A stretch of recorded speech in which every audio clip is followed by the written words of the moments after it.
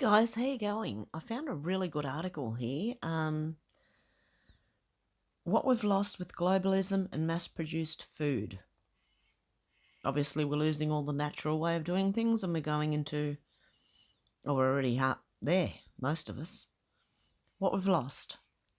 This is only a partial list of what we've lost to globalism, cheap credit, and the tyranny of price which generates the landfill economy.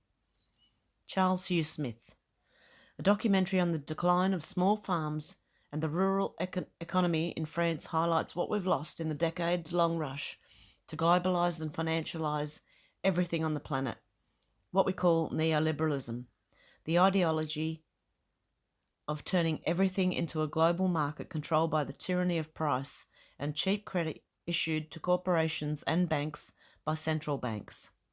And guys, this can apply to any country and every country, even Australia here. This is what globalism is doing. It's bringing the big corporations in, and the little people don't stand a chance. After Winter, Spring 2012 was made by an American who moved to a small village in the Dordogne region of France, I hope I said that right, to recover something of her childhood on a small Pennsylvania farm. The farmers self-described as peasants in English, a translation I don't consider entirely accurate for reasons too complex to go into here, described the financial difficulties of earning enough to survive without outside jobs. One young farmer who is taking over the family dairy from his aging parents encapsulates the economy reality of small farms. In the 1960s, they had 3 or 4 cows. Now they have 100, but their income is the same.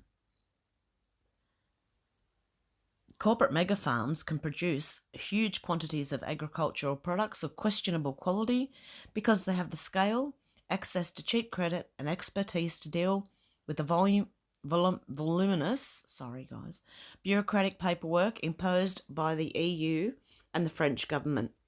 One slip up on a form and you're sunk if you're a 1 or 2 person operation. And this goes for everywhere. Artisanal producers can't compete and will never be able to compete in a global marketplace where there's always a cheaper source. Up to half a small farmer's income comes from EU subsidies, which the EU is trying to cut. And guys, all the meat and dairy and everything grown on a small farm is going to be healthier for you because they do it properly. Compared to big agriculture, they don't they don't have the nutrients. All the animals are unhappy. They're squeezed in, and we know what factory farms are like. So just think about it. Financial survival requires one spouse have an outside job, or the farmers must operate farm tours, an on-site auberge, restaurant, or equivalent higher margin business, all of which increases the capital they must borrow to fund the expansion and the risk of bankruptcy should the venture fail to cover its costs. Yeah. And these people wouldn't be losing money, or they would be a lot better off if the big corporations weren't around, and you'd have better quality food, guys. Let me know what you think of this when I'm done. And I just thought this is like, we need to go back to this type of thing. The documentary echoes the theme of an earlier French documentary, Profils Paysans, a 3-part series of which only the 3rd film, Modern Life 2008, has English subtitles. The financial uncertainties and endless hard work are running up against generational realities. Relatively few young people have the necessary passion for farming and the appetite for risk and hard work. Across the developed world, from Japan to the US to France, there are few, if any, successors in the line to take over the small family farms. The small family farm and the knowledge of how to grow food and raise animals is dying away with the passing of our elderly farmers. The average age of farmers in many nations is well above 60. Many of the peasants, male and female, profiled in these documentaries are in their 80s. The land is sold for residential development, i.e., exurb sprawl, overwhelming infrastructure such as roads, water systems, etc., designed for much small populations, or abandoned. These documentaries only partially capture the enormous distance between modern life and the human nature relationship required to make land sustainably productive. It's important to preserve wilderness, but we don't eat what grows or roams in the wilderness. Wildlife can't survive solely on isolated preserves either.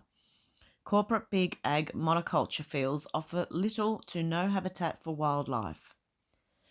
Corporate big ag doesn't maintain the polycultures needed to support insects, birds, and other wildlife. Small farms provide niches and habitats for all sorts of life that doesn't serve a direct financial interest of the owners. The widening divide between the modern lifestyle, completely ignorant and dismissive of rural productive polyculture, and those who still hold knowledge of artisanal, small-scale, localised production of high-quality food is already unbridgeable. One elderly farmer described how his non-French neighbour complained about the cowbells on his few cattle. This resident's dogs could bark freely, but the cowbells were an annoyance beyond tolerance. So this is what we've come to, guys, where people don't like the smell of farms, the noise. This is a manifestation of the complete alienation of modern life from the production of food. The modern urban exurb resident doesn't want to smell hay fever, or manure. Oh my, all animal poop should vanish instantly, or I can't bear it. Or any other exposure to the realities of raising livestock, killing animals so we can eat them, or any other reality of food. All of these processes should be done thousands of miles away and the food shipped by air in nice plastic containers to our supermarkets. Neoliberal economists insist nothing has been lost. The plastic food in the plastic containers is market efficiency, never mind the dependence on cheap credit and cheap jet fuel. As for all the intangible economic, social and cultural capital that's been lost, it has no value in globalised neoliberal economies. One almost hopes that corporate big ag disappears due to monocrop plagues and people start going hungry to the point that they begin to take an interest in relearning all that's been cavalierly thrown away in favour of plastic food, in plastic packaging, and endless hours slumped on sofas consuming videos and engaging social media. We've lost so much in the conquest of localised, small-scale polyculture farming by neoliberal globalism and the domination of cheap credit-fueled corporate big ag. Yet we're only dimly aware of what's been lost because it isn't measured or valued in neoliberal economies. We've lost the knowledge of even partial self-sufficiency. We've lost a diversified local economy that can feed itself. We've lost food security, the resilience provided by food grown locally rather than being flown in from thousands of miles away. We've lost the cultural habits of helping neighbours bring in their harvest, of celebrating the shared work around a communal table. We've lost any nature-based cultural identity. We've lost the cultural and economic capital of interwoven small farms. We've lost the habitat for wildlife that are unique to polyculture farming, and we've lost any meaningful connection to the land and nature. It's not just small farms that are being lost, it's the entire rural economy of villages and towns that are supported by farm income and products. This is only a partial list of what we've lost to globalism, cheap credit, and the tyranny of price, which generates the landfill economy. Always buy the cheapest corporate product. Price is all that matters, even if the quality is appalling. Just throw the low-quality items and food in the landfill and buy new stuff on credit. These documentaries link directly to a 1,180-page 2-volume work by historian Fernand Braudel.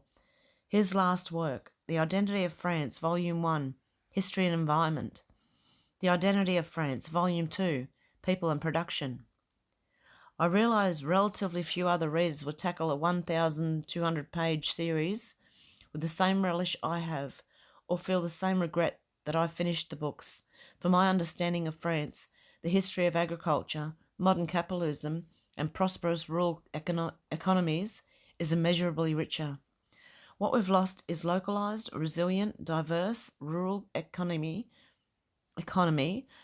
with a wealth of cultural and practical skills and wisdom.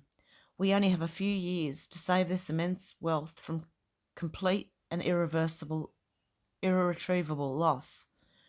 What we've lost, whether we measure it or not, is the subject of my new book. Will you be richer or poorer? Profit, power, and AI in a traumatized world. Read the first section for free in the PDF. The book explores all the forms of wealth that we've lost or squandered. This applies not just to rural life and the rural localized economy, but to our urban life, our society, our culture, and our economy. So I'll put this link in the description below, guys. Let me know what you think of this. This is what I was trying to say we need to go back to, and we're losing it if we don't start, taking things into our own hands. Stop shopping in these places. Start growing our own food or raising our own food, depending on where you are and if you can. But this is what we need to go back to, away from what we've got now. Anyway, let me know what you think, guys, and I'll talk to you soon. Bye, guys.